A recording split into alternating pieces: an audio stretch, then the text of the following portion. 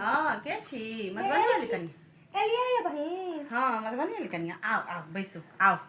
ये बहिन आओ घरे में कते भोज खा रहलखिन ये गो लागे छी खुश रहो खूब सहायवती रहो पुत्रवती रहो भोज की खेबै ये कते तो भोज खेलखिन ये हां केना भोज त ठीके बड्ड खेलिए बड्ड भोज ई बड़ भोज खेलो ये एना नहीं कहू जे नहीं खेलो हां भोज त ठीके बड्ड खेलो हां त कि जे खेलो से हमरा सब कोनो काम खुएलो हम से त खाइत खाइत एकदम अथी भ गेलो हां सही में हां भेज दे छलखिन हां हमर बहिन बड्ड आवेशगर छै बुझली की कहै छी रोज हमर के भैया जाय छलखिन त हुनका ल के द दै छै रोज आठो रात बाजार न जो एकदम से लोग हमरा बियाह दिन भेज देलकै बियाह दिन भेजल सब दिन के हमरो सब के हम सब झूठ खा के हम सब पढ़ागना महिष जक होगम ना खेलो हम बाप रे चीज बैचो बड्ड जाय छले ये बड्ड चीज एहन नै जे लोग आधा लोग खेलक आधा लोग मुंह ताकलक से वाला ये मिठाई केहन छले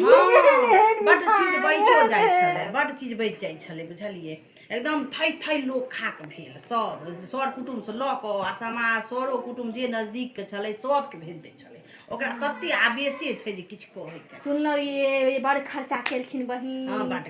खर्चा बड्ड मोन से परोजन छले सही बात है जेका मोने रहे छै सेहा न खर्चा हां मोन से केलकै बड्ड रहे या नहीं रहे तो सब के छै लेकिन मोन रहबाक चाहिए सही बात छै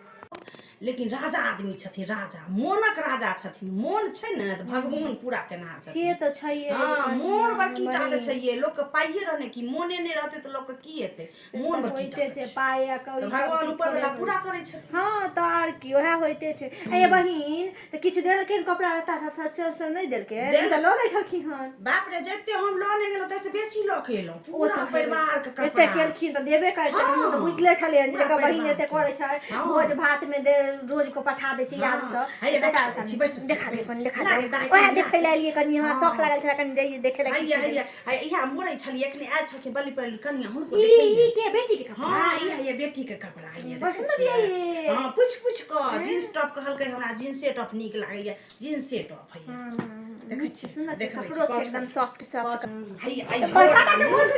हां इहा झोरा में सब के सामान पैक क के देलकै बुझियो त सब के कपड़ा एकदम सब